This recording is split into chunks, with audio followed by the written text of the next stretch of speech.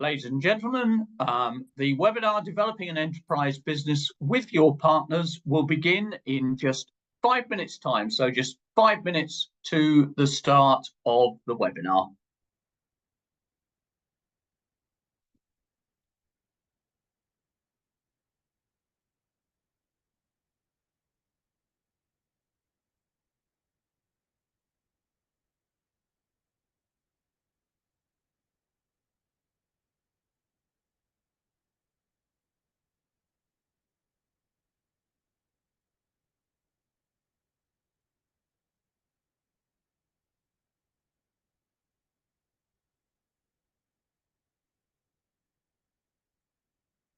Ladies and gentlemen, the webinar will begin in just 4 minutes' time.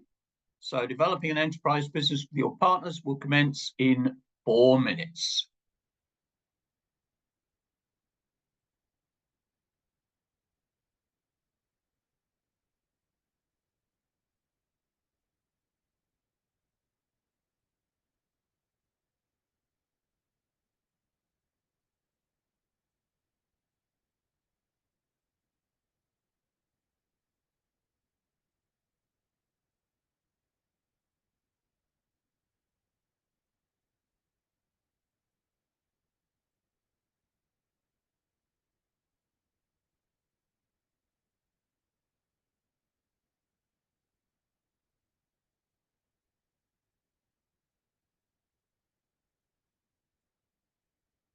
Ladies and gentlemen, the webinar, Developing an Enterprise Business with Your Partners, will start in just 3 minutes' time. So just 3 minutes to the start of the webinar.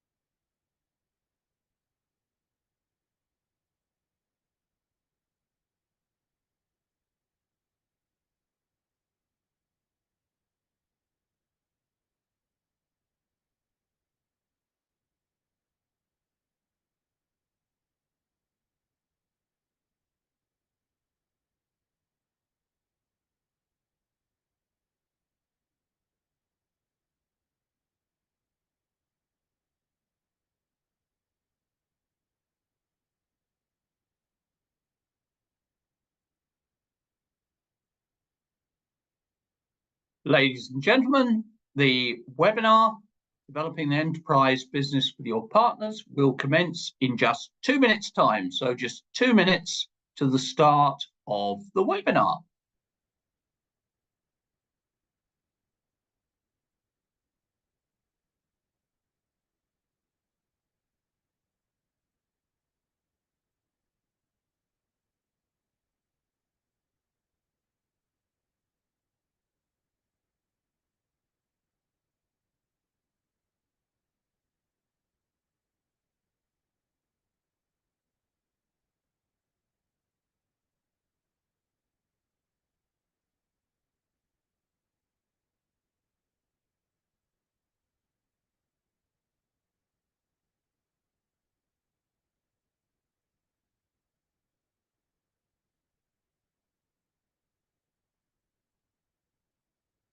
Ladies and gentlemen, we are just 1 minute away from the start of the webinar, Developing an Enterprise Business with Your Partners. So the webinar will commence in just 1 minute's time.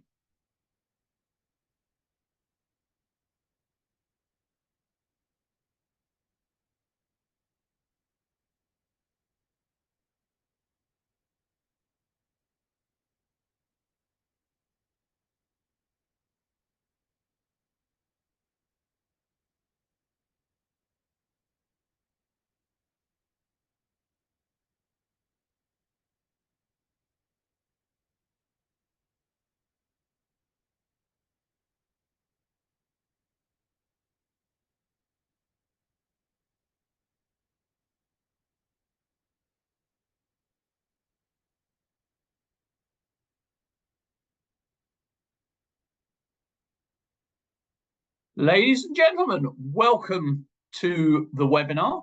We have 4 fabulous panelists for you today with tremendous experience in the field of developing an enterprise business with your partners. So I'm really looking forward to hearing what they have to say. But before I do that, a few housekeeping things that we'd like to cover. So just a reminder, our Channel Focus Conference is on the 11th to the 13th of November. We have a fabulous Women's Leadership Council Awards Gala dinner on the evening of the 13th. Beautiful marquee overlooking the Pacific Ocean. That is open to everyone. And then we have our Women's Leadership Council meeting on Thursday, the 14th of November. And there is still time to register and get a reduced rate for the conference. So I'll leave that up for just a second. If you scan that code and book by the 4th of October, yes, I am Brit, and we do read our dates the other way round. So the 4th of October, you will basically receive a saving of $300. I'm delighted also to see that people are beginning to engage. These webinars have tended to be very, very interactive. So feel free to comment, click on the chat, put in your messages. Really, really looking forward to seeing what everyone has to say during the session. But without further ado, I am going to introduce our panelists. And our first panelist is Meg Brennan, and she's the Global Partner Strategy and Amplify Commercial Lead at HP Inc. Meg is an inclusive and motivated channel executive. She's got over 20 years experience leading partner strategy, including partner leadership positions at Riverbed Technology and Dell. She lives in Colorado and enjoys spending time with family and also being in Colorado in the great outdoors. So Meg, tell us just a little bit about your role in HP at the moment. Sure. So I joined HP in January after having been 7 years at an infrastructure and observability company. And it's been a great experience. I am focused on our overarching commercial partner strategy. So what does it take to be successful with our program, with our go-to-market, with partners? And it is across all sizes of customers, including enterprise. Fabulous. And our second panelist is Francisco Criado. And Francisco is the VP of Global Partner Ecosystems at Checkpoint. He joined Checkpoint in March of 2023 and has responsibility for the whole of their global partner ecosystem, strategy, go-to-market, etc. He leads strategy, program deployment, go-to-market, and partnerships across distributors, resellers, GSIs, cloud service providers, and managed security service providers. I always stumble with that one. And prior to Checkpoint, Francisco worked at a partner, so he's got experience right across the board. He's also worked in distribution, and there he was responsible for providing strategic direction and driving sales performance. So Francisco has this wide experience across multiple levels of the channel and globally. So Francisco, tell us just a little bit more about your role in Checkpoint at the moment. Sure. Hey, thanks, Ryan. Thanks for having us here. It was well said. I have responsibility for global partner ecosystems at Checkpoint. I think most folks know Checkpoint's a cybersecurity company. We lead with platform. It's AI-powered, cloud-delivered. And again, I have responsibility for the global channel. So that's channel strategy, it's go-to-market, it's the programs, with that goal of driving sales performance and growth through all of our routes to market. As Rod said, I've been in the channel a couple decades, and it's been in both distribution and at a partner. And really in this role, I'm trying to take that experience and really improve, how we work with our partners and what that partner experience looks and feels like, and ultimately that transcends to the customer experience as well. But again, thanks for having me. Fabulous. Welcome. And our third panelist is Cosmo Mariano, and he is the CCO of Unifier. And he brings over 25 years of experience in B2B and channel sectors, focusing on engagement, pipeline, and revenue growth. And during his 12 years as CEO of a channel and B2B agency, he helped many enterprise tech companies refine their go-to-market strategies through the creation of demand centers of excellence. After serving as CEO, Cosmo moved into executive and consulting roles where he led teams in innovation, transformation, and contributed to the growth in various M&A and startup situations. But currently, as the Chief Customer Officer, hence the CCO at Unifier, Cosmo works with global customer teams to develop and implement partner program strategies. His role involves leveraging his broad experience to support and enhance partner relationships globally. So Cosmo, tell us just a little bit more about Unifier. I'm happy to do that. Thanks. By the way, I don't have to say anything after that long intro. Thanks for that. So for those of you who don't know, Unifier is the new brand name for Zift. So if you're familiar with Zift Solutions, the PRM and TCMA platform, as of last week, we changed our name to Unifier, and we launched 2 new products in addition to our traditional PRM, TCMA SaaS platform. We added Unifier Plus, which is a partner-driven SaaS platform where I think of it as a single pane of glass where partners can see all of their suppliers and get things like marketing and deal reg done. And then Unifier Pro, which is an AI-enhanced agency marketing marketplace and platform where we can bring together channel vendors, partners, and agencies to collaborate to help solve customer problems and go to market. Welcome to the panel. And our 4th panelist is Dave Taylor. Dave is the CMO of InPartner. Dave has quite an interesting career. In 2016, he was voted Utah Business Magazine CXO of the Year. He's a serial entrepreneur, 5 successful exits and counting, and he is one of the founding, 6 he says. Need to update that profile, Dave. So 6 successful exits and counting, and he's a founding member of the team at InPartner. So Dave, give us a minute on InPartner. I will do that. Thanks, Rod. I think so many people know InPartner. All I would say is this: alarmed at the challenges that a lot of our ecosystem customers have in justifying the return that their companies generate through the indirect go-to-market motions. InPartner has spent a lot of time over this last year in literally hundreds of interactions, face-to-face interactions with our customers to understand the challenges that they have in justifying to executive teams the ROI that's generated by the indirect team. And we need to help solve that problem. We've put together what we call ROI validation workshops. It boils down to 12 steps in 4 pillars, and we guarantee you, if you work through these 12 steps that are lined up into 4 pillars, it will be possible for you to both increase the ROI of your program and communicate the ROI of your program more effectively into executive teams. If you want to, if you would like to engage in one of these ROI workshops, I'm so happy to help set that up. Please contact me directly. I'm also dropping into the chat a link to Calendly where you can actually schedule your own. It's a 30-minute session that we're happy to spend with you. And again, it's a 3-step benefit. Number 1, we help you understand the current performance of your program. Number 2, strategies to increase the performance of your program. And number 3, ways to communicate upstream in your organization better the ROI that you're generating. Don't hesitate to reach out. I'd love to help. Thank you, Dave. Dave has too much energy this morning. That's all I'm going to say. I got a new coffee machine. Nice. So, Meg, start with you.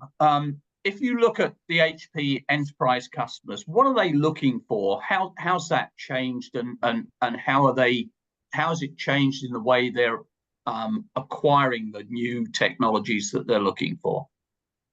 Well, I think in the enterprise, they truly are looking for kind of fully integrated solutions. And, now I'm in the world of laptops and printers, but still they're looking for things to be simple, easy to maintain, and easy to manage. And that's across hardware, software, you know, they're much less likely to, you know, have as many different point solutions. I can't tell you how many times, you know, in my experience, I've been pressured to like, hey, let's get everything on one platform.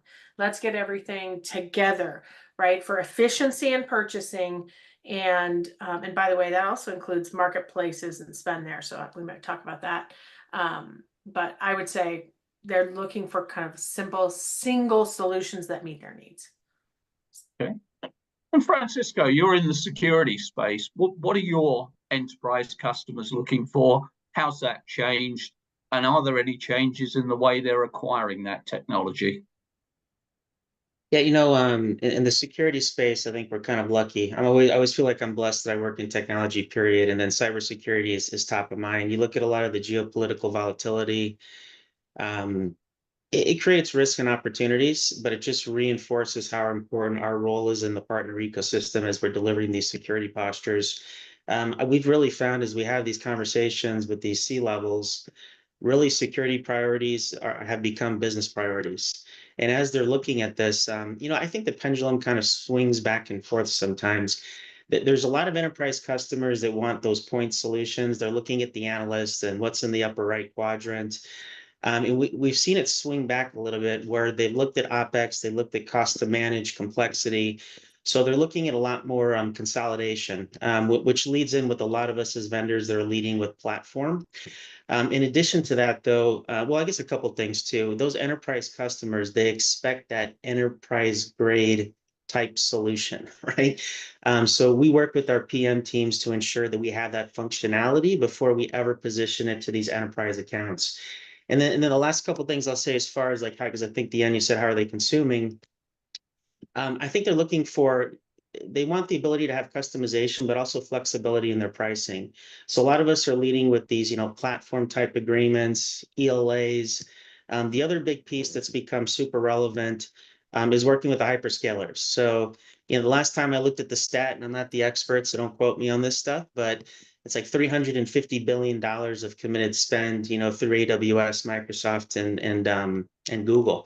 So a lot of them have these commitments, and we're leveraging those commitments to help, you know, speed up sales cycles, you know, bring them in, you know, to the current quarter, and even increase deal sizes. And for those of you that are smaller vendors and you're looking at getting, you know, just having a contractual relationship with an enterprise account, or really any account for that matter, it's a lot easier to onboard because they usually have a relationship with that hyperscaler, and it really speeds up that process.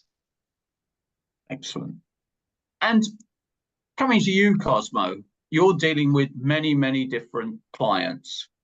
If you look at the enterprise space, you look at what they're doing, you look at their engagement with their partners.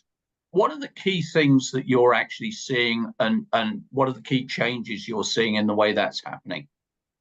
Yeah, what I'm seeing a lot lately is a narrowing of the focus on the partners that vendors are engaging with, especially when it comes to targeting that enterprise market. So to build off of what Francisco says, you know, I've seen that them trying to take advantage of those commit dollars.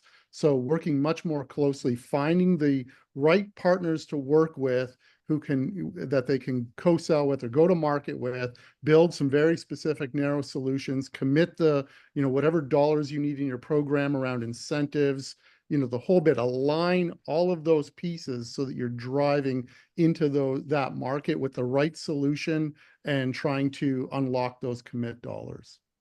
Excellent. And Dave, how do you see things? How are your clients changing in terms of their engagement with enterprise, their engagement with enterprise partners? What movement do you see there, and what things can you advise the people on this call to take? Yeah, we do see people being much more interested now in the quality of the partners that they're working with. In the past, it was a little bit more of let's just work with anyone that we can get to sign up online. Now it really is about quality and scale. We have partners of ours, TD Synex, Vision Ventures, other large partners. where we go to them as a true partner. I love the title of the webinar, Rod, because it's really building that enterprise business with your partners, because you engage with them as equals.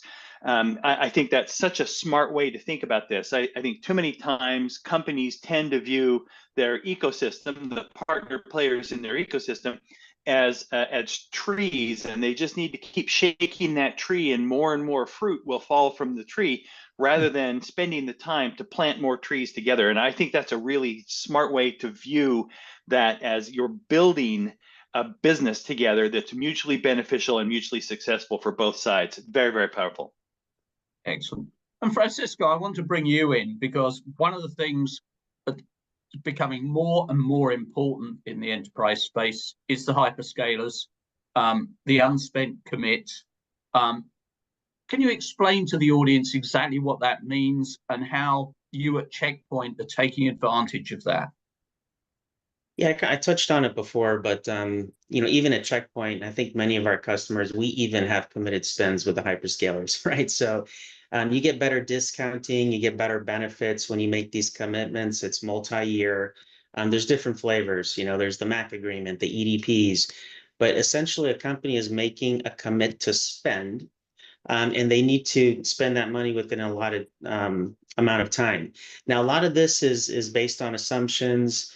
And what happens usually towards the end of this agreement, there happens to be unallocated spend. And in its simplest form, as I talk to our partners, our ecosystem, and even our internal sales team, I'm like, guys, in its simplest form, this is another budget, right? So if your budget's dried up, it's allocated this quarter, this is a budget that you have access to, but you have to speak to different people within the organization. The other thing I'd say, which is probably more relevant for the enterprise space, is that depending on your company, it's easier to get access at any level, right? Just how well they know the company. When you have AWS, Google, Microsoft on your business card, you can usually call it pretty much any level.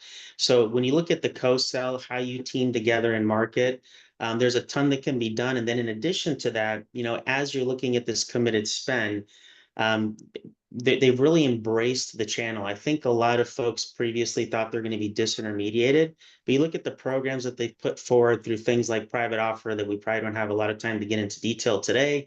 They've embraced the channel, and they even offer engineering support. There's credits that can be applied to the deal that won't affect your revenue or profit. So if you're not already working with the hyperscalers and you're not in this co-sell motion, I would highly encourage your partners to have those conversations with their customers. Mm-hmm. And I would just add, a little bit more tactically to what Francisco said, is that the hyperscalers will help you get set up. Talk to the hyperscalers. If you're not set up there, they will help you. They have process, they can guide you through it, and they have access to the consultants that can very easily get you ramped up on that. I'd like to build on that too, if that's okay. Sorry that. I think, it's said in the chat, great insight, tap into the dollars that need to be spent. I think we forget, a lot of clients that I work with sometimes feel that they're more of an enablement function. And I try to bring to the table the idea that you're a go-to-market function with possibly hundreds of different, teams, right? Sales teams and marketing teams. And tapping in those commit dollars are a carrot that you can use to get the rest of the organization, your internal organization behind you, to partner with your partners in a more meaningful way to go unlock those dollars. I think it's one of the most important things you can take away today. Yeah, Rod, I was also going to say tactically as well, we even have large customers of ours that drive their renewals through the hyperscaler marketplace, right? It's a renewal that's going to happen. It's money that's going to flow. And by them directing that, and by us encouraging them to direct that through hyperscaler marketplace, it benefits them. They get that commit spend taken care of. It benefits in partner. We get the referral or the renewal, and we get a pat on the back from the hyperscaler. I mean, it's beneficial all the way around. It's so good. And new business, Francisco's talking about it. New business is great. I'm just telling you, even if you've got renewals coming in, take your renewals through the hyperscaler marketplace. It's a win-win-win. Yeah. Yeah, Dave, I'll tell you what, just last thing because I'm passionate about this, right? I think there's just so much opportunity with this committed spend. And it's not a guarantee, but once you get in that spend, so if it's a renewal or just a part of the business, it's not a guarantee, but that next year, usually they're looking at total spend plus growth. So they're kind of saying, hey, I already spent within partner or whoever it be. So you have a better shot of getting that renewal or keeping that business. It's just great entanglement. Yep. Mhm. Yep. And Francisco, just picking up on a couple of things there. I'm looking at getting involved with the hyperscalers. I want to get my partners involved in that process. How easy is that to do? What have you done to make that happen? All the hyperscalers have dedicated, they call them the different names for the groups, but they're dedicated ISV, OEM vendor teams. So they will work with you to figure out the right go-to-market, usually as a vendor. I mean, this isn't just a freebie, they want consumption. So how are you consuming Google Cloud, Azure, AWS Cloud, or different offerings? So you usually have to, you have to put in the product management work, the develop on the platform. They have different requirements. And then from there, based on projected spend, you come up with the joint go-to-market and investments. And, there's different programs and additional investment dollars that are available based on the trajectory of your business and the commits that you put forward. The other thing, which I forgot to mention before, is that a lot of our larger partners, they actually have dedicated marketplace teams. They're almost like specialist organizations within that partner.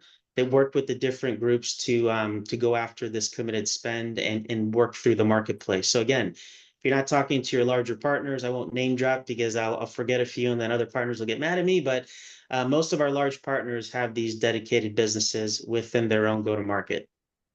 And Francisco, there's also, we have used and have pushed a couple of our customers to, there are third-party companies that specialize in helping broker the relationship between a company and the hyperscaler marketplace. So there are people that typically come from the hyperscaler companies and have established a service company that helps kind of broker that relationship. So that's available as well. Yeah, it's a great point, Dave, because I was kind of sticking more on the business side, but when it comes to on the or that's business as well, but when it comes to integration with those hyperscalers, so you can integrate your CRM with their CRM. There's third parties that'll help with that integration. There's third parties when it comes to some of the reporting and some of the things you're going to need to be able to report back the right KPIs and metrics. So there's a lot of help and focus just in the general ecosystem. And I think any of us are more than willing to help if folks have questions afterwards. Yeah. One thing I just would add is certainly it is not if you build it, they will come. And you have to still market and sell. It's another kind of route to market where you can use partners, right, to help you with that hyperscaler market. But you can't, I've seen too many times where like, well, we put the marketplace listing out there and nothing's happening. It's a wasted investment, right? That listing it isn't enough. You actually have to go market. And Take picking deals, up on that, take deals through it, take renewals hang on, through Dave, it. let me just come in with something if I can. Yeah. So picking up on that, you do a lot of work, you do a lot of business with people like CDW and others, the big laws. Does the hyperscaler exclude those from the process? Do you bring them into the process? How do you actually make that happen? No, you can actually bring them into the process. So I would say initially with the big hyperscalers, it was a direct motion. That has changed. So they see the value of partners, and you can bring your partners in. So, in my last role, we had partners actually put service offerings up with our technology, right? So we partnered with some of our largest partners, a lot of the same word, but to develop service offerings that they could actually put on the marketplace and sell. And so it was actually a great leverage for us because they were addressing a specific vertical, a specific area. But if you're just transacting a private offer, right, which is sort of custom pricing for a specific customer, you can have partners in the mix. You can have distributors in the mix. It's not prevented. And Dave, you wanted to come in there. No, I was just commenting on Meg's point, which is it's not if you build it, they will come. Take deals through it, run deals through it. It costs you nothing to run deals through there. You got a big deal that's teetering on the edge of closing, close it through the marketplace. You've got a renewal that's coming in, renew it through the marketplace. The more you drive that, the happier the marketplace vendor is, the happier the hyperscaler is. and the easier that business will flow. You have to prime that pump for sure, but it costs nothing. Truly, win-win-win. I would just Right, build I on just add- another Good. little piece. Sorry, Francisco.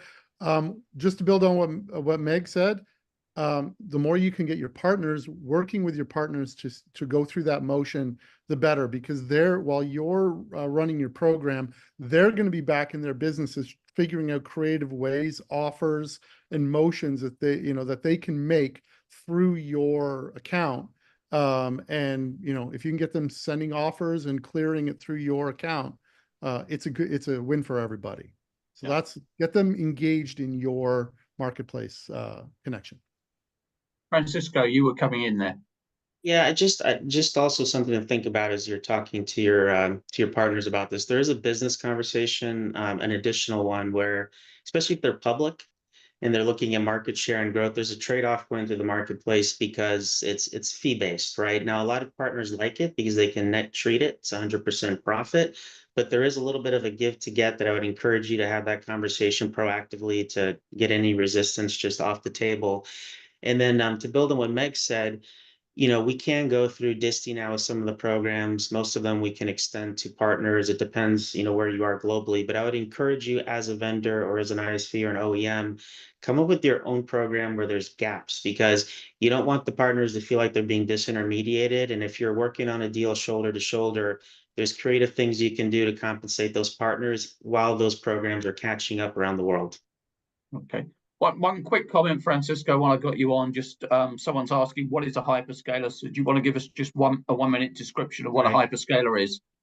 Yeah, hyperscaler. So really it's it really refers to the big three cloud providers, which are Google, AWS, and Microsoft. And I think the term came back in the day with Google. It's the hyperscale infrastructure in the background they're running these cloud environments. So I apologize, we're using jargon, but usually hyperscaler means those big three. Excellent. And Dave, I want to bring you into this. Everybody's got a partner program. However, when it comes to dealing with the LARs, when it comes to dealing with the GSIs, it's totally different from dealing with for example, an MSP in the small and mid-market space. So how are you seeing your clients tailor their programs to provide what a GSI, an EY, an Accenture, those kind of guys need, or a CDW, an Insight? How are those programs changing to meet the needs of those kinds of partners? Yeah, and it is fun to work with vendors who have the sophistication to understand the different needs of the different partner segments. Too often it's kind of one size fits all. Do you have a partner program? Yes, we have a partner program. Rather than an understanding of, I've got 7 different segments and I've got quota allocations and I've got terms and conditions and I've got benefits that I offer. And so, we work hard to make sure that we enable our customers to segment their programs across the different types of partners that they're working with. What do MSSPs want? Very, very different things than an LAR wants, right? The terms and conditions that they need to have. Payment details are different. Payment, timing is very different. So many differences. And so what we see, Rod, in answer to the question, what we see is that people are up-leveling their understanding of what the different go-to-market vehicles are, what the different types of programs are, and how to kind of target that. As I don't mean to bring that ROI workshop back in, but as part of the workshop, we do ask people, first of all, do you set a quota for your channel partners?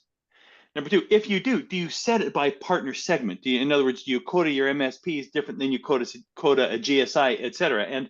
And we do sometimes get kind of a blank stare on that as people think, oh, I probably should treat these different partner types with different terms and conditions.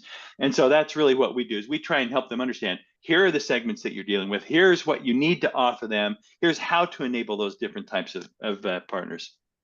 And Cosmo, bringing you into this, what are your customers doing when they look at the large account reseller, they look at the GSI marketplace, because it is different? What are the specifics that they're changing in their programs to address the needs of those kinds of partners?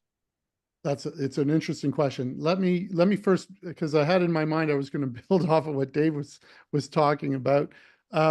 It's really 2 sides of one coin, right, Dave? And you touched on it. there's the journey, like that go-to-market motion you have with each partner type. How well do you understand that? What are the steps that you're taking together to go to market together, and understanding their individual needs? Like you said, MSP, completely different than a GSI, right? But then while you're doing that, it allows you to map what pieces of the customer journey, the end customer journey, that each of you are participating in, that you're responsible for. And when you have that, you can start to build out the value formula for your leadership teams. You can say, listen, for these partner types right here in this motion, these partner types are handling the marketing, the demos, the sale, the training, and you can put a number on that and connect with your CFO and say, if we had to build this ourselves, what would that cost us? And that allows you to make the ROI calculation and have the discussion. So not only can you build the right go-to-market motion that fits the buyer's journey across each of your partners, you can use that exercise to build out the right cost and ROI calculations to make the case around the value of your program. And something Cosmo said really kind of triggered something in my mind that we haven't talked about, which is you really need to think about how your partners work across the customer journey. So what is it that they're offering? How do they make money? What is top of mind for them? Because it's very different if I'm selling to a large partner who is their fulfillment partner. They're finding opportunity, but they're selling a lot of device, right? Versus a partner like a GSI or a large system integrator like WWT, who is looking to build a solution for their customers, right? They're building a stack and they're looking at how you fit in with all of the kind of interconnected solutions and add more value to their customer at the right price, right? For their existing customers and how you might get them new customers. But they're really looking kind of top to bottom at their stack and where you could add value in their stack. And so it's a very different motion of sale with a GSI, and treating them like a VAR is you're never going to win. You have to actually put the tactical teams on that partner so that you can build a solution with that partner. You have to sell to them. So I would say your best seller has to be assigned to the GSI. Yeah. And dig into that a little bit more, Meg. So the kind of people that HP have got working with the GSIs, what is their role? Because it's not like, here, have some marketing dollars. It's not like, let's get you all, credited. It's a very, very different motion. It's about finding those initial wins and then building on those wins with that GSI. So how's your team going about that?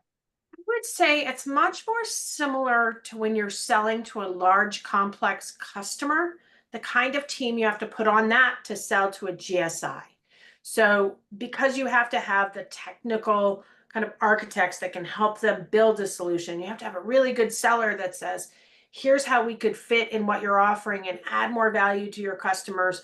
And you have to have a consistent motion versus the CAM that you might have. You might just have a CAM, right? Or CAM with a light technical touch on a resale partner, where they're more interested in let's get the existing opportunities across the line. Let's get them some new leads and let's build a demand gen motion, right? And so you're enabling the partner. So I think the role is very different across those two partner types. Did that answer your question, Rod? Yes, absolutely. Rod, the way Meg says that is so good, because she's talking about going to the GSIs with something that you can say to them, you've got an existing service. I have something that can augment that. I can add extra margin to your service. I can help expand it. I can take you into a vertical, rather than I've got a product. I want you to build a service around my product. Mesh into what they currently have up and running, and you'll win more frequently. Yeah. Dave, you took the words out of my mouth. I'm going to build on it. I think that's what we were hearing from them. They get tons of people, pitching them every day. right? And so your offer has got to be, you know, an irresistible offer. What opportunity do you see in the business? It's more of a business case that you're going with them to them with. And because if you go show up and say, can you sell my product? You know, they get that all day long. You need to bring something to the table to them. I completely agree. And build your whole program around that. Because if they take you up on it, you're going to have to train them. You're going to have to work as a team and take that thing to market that together and make it work. And Francisco, how are your teams working with the GSIs? What sort of people are you employing in order to make that happen? Yeah, a lot of great things said. So I agree with everything that was said. We have different flavors, and when we work with the GSIs, we have some folks that are working more top down, and then some folks that are working more bottoms up. So, as mentioned, what are the different offerings? What are their go to market? How do we integrate into their solutions? How do we show them that our solution will generate a lot of services on their behalf? That's usually what they care about. A lot of it is hard to see. You look at the advisories, you look at more of the consultants that don't care about transacting. We have folks that are looking at the total relationship and not just what's, you know, going into the register. Obviously, a lot of technical support. And then we have the folks on bottoms up in the region, right? We're actually shoulder to shoulder with their teams selling in region and hopefully pulling them into opportunities as well. We try to enable and train and just create awareness amongst our teams that, hey, we could, you know, work with a traditional partner, which is always great, or an MSSP, and there's different solutions there. And then with the GSIs, there's also might be a managed service or a different set of solutions that customer can pull from. So I think it's multiple layers. In general, when it comes to enterprise, we hone in on the GSI community a lot because they're usually focused on the G2000. I mean, it's usually their focus group. And since this is about, you know, building an enterprise practice, I would encourage folks to, I mean, I know there's different approaches, but we look at the G2000, G500, and then it's almost like a subset. Like, where are we really focusing, right, with them? What industry, you know, what are their pain points? What's our differentiation and our solution as we go to market? And then work with the GSI or whatever partner it be, you know, to penetrate those enterprise customers, which is not easy. That first sale into that enterprise account is tough. You kind of have that one shot, and I don't know if we'll talk about it later, but a big piece of that being successful from a resourcing perspective is customer success. I mean, you need to have the right customer success team so you can land, expand, hopefully spread like a virus within those enterprise entities. Excellent. And Francisco, before I move on to the next panelist, you're selling Checkpoint, Meg's selling HP. Customers actually not buying Checkpoint or HP, the customer's buying a solution. What is your advice for people on the call in terms of building relationships, building alliances with other products that are part of the solution that the customer's actually buying? Yeah, it's a good one. You know, I'm a big believer in strategic alliances because they create a force multiplier in market, right? You're activating other sales teams, you have a better solution. I know it's cliche, but it's not, you know, speeds and feeds and features and functionality. That's important. That's almost table stakes. It's based on business outcomes and what is the long-term value, right, to these customers. So a lot of this, especially in the enterprise space, if you have no or low penetration, you know, form strategic alliances, figure out like what are the applications, what's the hardware, what are they consuming as a large enterprise, and then how do you draft off of it? Do you bolt onto this? Does it make it better?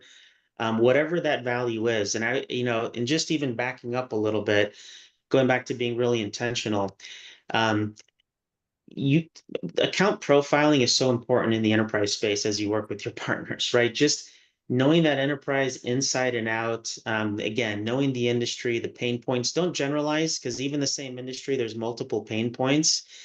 And then figuring out, and I'm not the marketeer, but really, you know, this is obviously not programmatic marketing. This is, you know, account-based marketing, very, very customized, and making sure that you're hitting, you know, not only just the C-level, because like in my world, we tend to focus on the CISO and the CTO. Those are great, and the CFO and every single C-level, but you have to look at the practitioners, the influencers, even procurement. Like, how are you showing up with value to all these different influencers and folks in the ecosystem to hopefully drive that first sale and many more. Excellent. And Meg, coming over to you for a second. Alliances with HP, how do you build those? Do you have a team dedicated to that? How does that work? And how does the channel team play into that? It's interesting. So at HP, I would say it's a little different than where I was previously, but it's actually amazing. So, HP is on the cusp, right, of the AI device revolution, right? Where I'm guaranteeing that every single person on this call and all of my panelists are going to want one of these PCs, and I'm not a salesperson, right? Are going to want one of these PCs within the next 2 years. You're going to be like, oh my gosh. But guess what? Like, it's not the speed of a PC, right? That's going to make you really, I mean, yeah, longer battery life, like that's good. So that's alliances, right? Guess what? The alliance is like the chip maker. But the real thing that's going to add value to our customers and that's going to make our partners care is the use cases. And the use cases are all about kind of those apps. Francisco said it, the apps for us that sit on that laptop of how do we, create those vertical use cases, those experiences for the end customer that the partner can help us sell. That will be no question that the experience will be so much better on that laptop that has that AI capability because we have the relationship and the alliances with those ISVs that actually have the apps that add the value. They use that faster chip. They use the laptop. So I'm super excited. I think that some of the things I'm seeing, I could do a whole call on that, but I won't sell you all up today. And Cosmo, bring you into this for just a second. We've got some great questions coming in, and we're beginning to get to the point where we're running out of time. So I want to pick up on those. With large enterprise customers, is there a conflict, a tension between taking these customers direct rather than selling them through the channel? If so, how do we overcome this so our channel partners are enabled and happy in developing large deals with customers?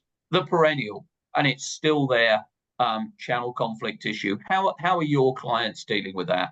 I've been in this business for 30 years and it's the same, you just asked the magic question, right? Like the decision at the highest level about where to invest. Are we investing in the direct motion? Are we investing in the indirect motion? Who do we, those conflicts that arise and, does the squeaky wheel get the attribution, right? So this is full circle. Maybe you're asking me to button up this entire webinar from where we started, because it's where Dave started. And how do we prove ROI, right? It's easy for the direct side to prove their value to the business. How does the indirect side prove their value to the business in a way that aligns with validated metrics by the CFO, alignment with the strategic goals of the organization, and can they make that case day in and day out?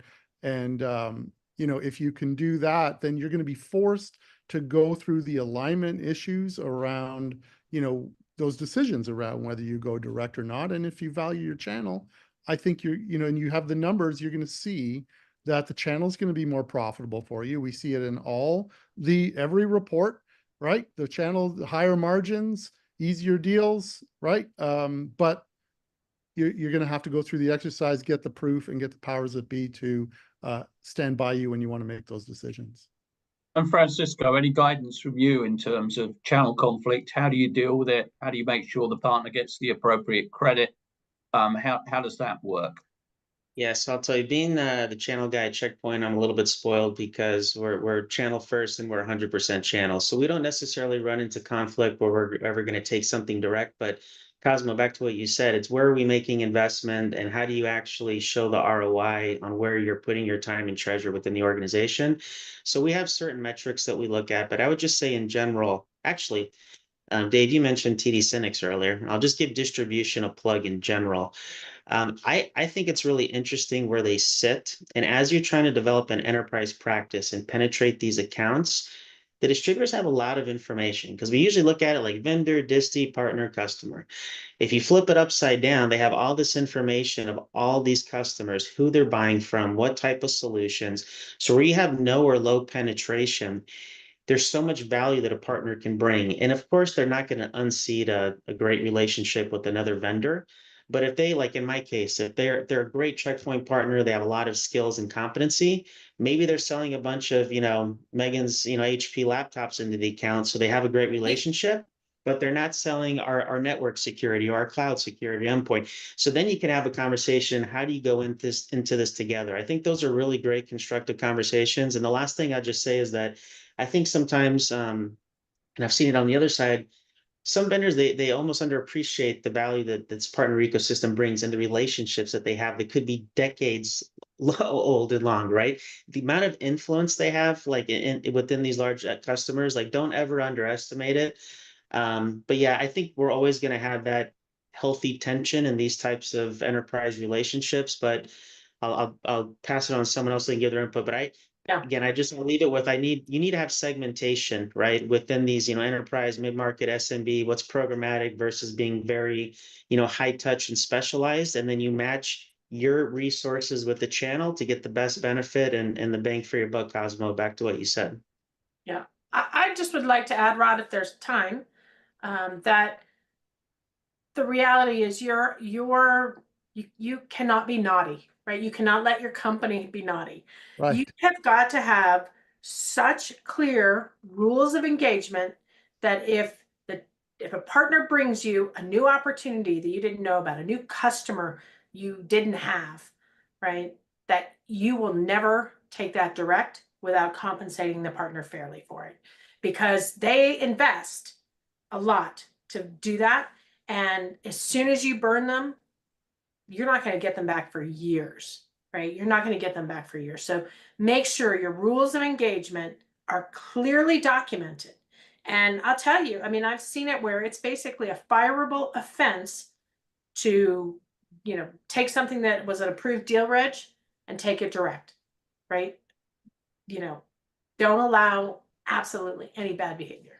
It's building an abundance mentality, really is what it comes down to. And I said it earlier, shaking the tree versus planting more trees. I think it's possible to foster an environment where there's a lot of competition, where there's a lot of poaching, where there's a lot of stealing deals.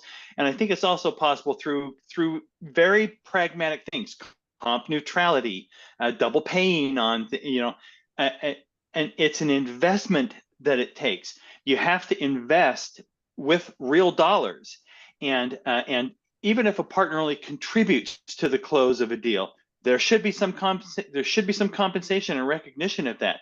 And all of these things together create an environment like it sounds like Francisco works in, right? Where there's this abundance mentality. We're happy to be 100% channel. All of our partners get compensated when there's a deal that closes.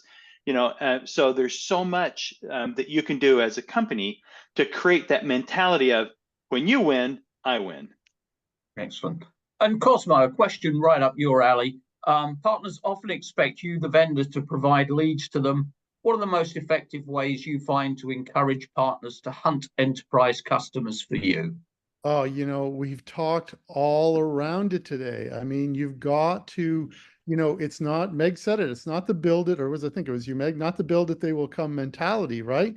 You buy a PRM or TCMA, you say, I'm going to put all my content and all my enablement materials in there, and boom, they should come in and just use it and go generate demand. But it doesn't happen that way. You've got to understand their business, segment your customers, figure out, who you should be working with, connect with them personally, work with your sales teams, marketing and sales, working together, talk about their business, understand their business, build the materials that they need to go to market with. Some of them are going to have the expertise. The bigger ones are going to have the systems and the expertise. The smaller ones in the long tail, you can add a lot of value there if you have a TCMA, and go to market with them and just really partner. I mean, it's partner relationships we're talking about, and the partnering is a really important piece of that. I've got a question for Francisco and also then the same question for Meg, because you covered it from two very, very different perspectives. Francisco, how do you define enterprise customer success? You've sold to the customer, you've got the customer with Checkpoint. Is it consumption? What is it where you go, yes, this particular enterprise account is a success for Checkpoint? Probably our biggest, if you're looking at like metrics or KPIs, it's net retention rate is what we're looking at. But I mean, in general, it's funny because I was on the distribution side for a long time, and you finish a sale, once the purchase order's there, like I was done. Then I went to a partner, I'm like, oh no, there's so much more that needs to happen, right? And, you actually have to onboard them, you have to have successful implementation. Are they using everything correctly? But for us, it's the upsell, cross-sell, net retention rate. I wish I could say we're fancy enough where we're doing true, like, customer sat surveys. We pulse our customers, of course, but we probably need to introduce something a little bit more formal. But for us, it's really that net retention. And then I think another just great telltale sign is when you actually get a customer where there's advocacy, where they say, Checkpoint or whoever it is that you guys are so awesome, that, we're going to do this success story with you. And then we've even identified customers in different industries where they're willing to talk to other customers. And a lot of these folks, as you probably know, they talk to each other when they're in the same industry and in the same role. They're part of the same association. So to me, that advocacy piece is also extremely important. Meg, same question to you. How do you define success at HP with your enterprise accounts beyond just that initial PO? So there's two sides to this, right? So we sell software and we sell recurring services and kind of as a device, kind of as a service. And when we're doing that, we have to look at retention and renewal rates, right? Are we landing and expanding? And we have the access to the data. It's a little bit different when we're selling devices, printers, laptops. Then we have to look, we can look at, do they continue to buy, right? Because there's a natural buying cycle. We have to look more at their share of business, right? So we have to look at, are they preferring HP over our competition? Because every enterprise doesn't say we're going to choose one brand of printer, one brand of laptop, right? Everybody has some. So what we're fighting for is a bigger share so that when they have a chance to choose, they choose us. And so we have to really look at both with our partners and with our customers, that share of business. It's new to me actually at HP, how important that is in this kind of space. Excellent. And we're almost out of time. So same final question to everyone. And I'll start with you, Dave. If you look at the enterprise space, what's the one thing you've seen one of your customers doing where it's really made a difference? It would have to be what we've already spoken about, Rod, where I was sitting in one of our customer conferences, sitting kind of at the back of the room. We weren't presenting, we were listening. And over the podium, the CEO of the company announced that they were going to become comp neutral on direct versus indirect. And there was a standing ovation from the crowd. And to me, that's going to cost them money out of their pocket as an investment that they will harvest for years down the road. In fact, the CEO went on to say, by the way, we're also comping the channel partner on renewals. You get 100% of your compensation on closing the deal. The first year that they renew, you get 105%. The second year, you get 110%. And it's such a different way of thinking about this. I'm putting my money where my mouth is. I'm compensating my channel partners, my go-to-market partners, for attracting and retaining valuable customers. And when I see things like that, I think you're planting trees. You're planting trees. It's a great way to go. You're investing in your community. I love that. It's a smart way to be. Okay, excellent. And Francisco, what's the one thing you've done in the enterprise market where you've gone, wow, that has been a phenomenal success, and why? I think the biggest thing we did is we were very intentional. Like I said, there was a subset of accounts that we went after very intentionally in that space, and we went at it by industry with industry messaging and success stories. And then we just wrapped resources around those enterprise customers to really support the entire customer journey. So everything from awareness to full implementation, loyalty and advocacy, and everything in between. We chunked this out, and that's really worked well for us. Excellent. Meg, same question to you. So I'll take a little bit of a different approach. So I would say one thing that I've seen that's been a really successful tactic, and Francisco actually kind of mentioned it earlier, is step one, leverage distribution, because they can tell you who's kind of selling like product, or not like product, but complementary product into a customer, so that you can pick the partner who's already in there and trusted. And then step two, with that partner, developing an account-based marketing and sales plan to go after that customer, right? So that it is together with that partner, how are we going to get in? How are we going to develop this? It's very bespoke. How are we going to invest together, right, to win this business? But the partner's already in there with the customer, so you're already ahead. And I've seen that when you do this effectively, you can win new customers that you didn't have before, because you didn't just put it out there like, oh, we'd like every partner to go after this business. That's a no-win for you, right? But if you can be very prescriptive to say, hey, this one partner in France is in with this customer, how do I, because distribution will tell you that, how do I then go with them and develop an account-based plan to get in and sell more? And Cosmo, same question to you with your customers. What's the one idea in the enterprise space that you've seen where you've gone, wow, that's really worked? I think I can wedge an insight in here between the three great responses we already had.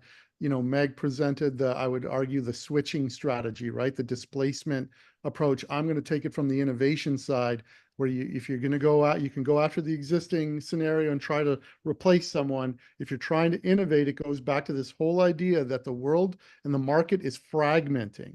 And use case to me, is the new industry level. So where you used to target at industry level, now you're targeting at use case.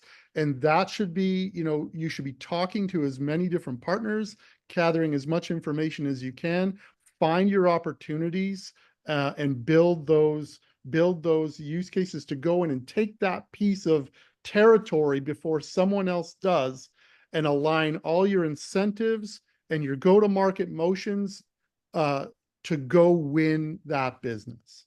I love that. Dave, Francisco, Meg, Cosmo, thank you so much for some terrific insights.